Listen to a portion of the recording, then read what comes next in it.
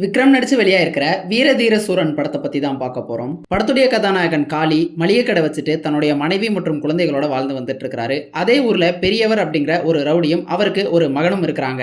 இந்த பெரியவரையும் அவருடைய மகனையும் ஒரே இரவுல என்கவுண்டர் பண்ணிடணும் அப்படின்னு அதே ஊர்ல எஸ்பியா இருக்கக்கூடிய எஸ்.ஜே. சூர்யா நினைக்கிறாரு. இந்த ரெண்டு பேருக்கு இடையில கதாநாயகன் எப்படி வந்து மாட்டிக்கிறாரு, அதன் பிறகு அவர் என்னென்ன முடிவுகள் எடுத்தாரு அப்படிங்கறது தான் இந்த படத்தினுடைய மொத்த கதை. இந்த படத்தினுடைய ஆரம்பத்திலேயே இந்த படத்தினுடைய தன்மை எப்படி இருக்க போகுது அப்படிங்கறதையும், இந்த படத்துல வரக்கூடிய முக்கியமான கதாபாத்திரங்கள் யாரு, இதுல யாருக்கும் பிரச்சனை அப்படிங்கறது எல்லாத்தையுமே ஆரம்பத்திலேயே அறிமுகப்படுத்திடுறாங்க.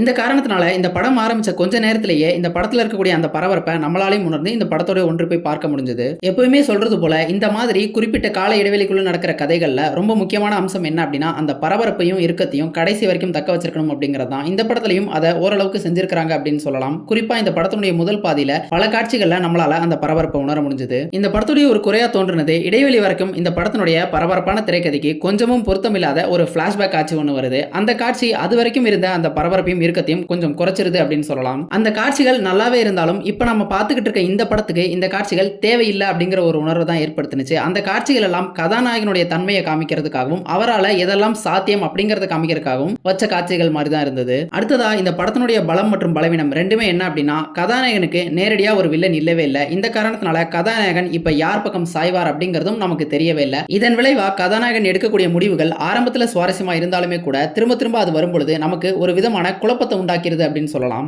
மொத்தத்துல இந்த படம் சமீபமா இந்த விக்ரம் படங்கள்ல இது ஒரு நல்ல படம் அப்படின்னு சொல்லலாம். பார்க்கிறதுக்கும் எங்கேஜிங்கா என்டர்டெய்னிங்காவே இருந்தது. ஒரு சில குறைகளை தாண்டி இந்த படம் ரசிக்கிற மாதிரி தான் இருந்து, விருப்பம் இருக்கிறவங்க ட்ரை பண்ணி பாருங்க.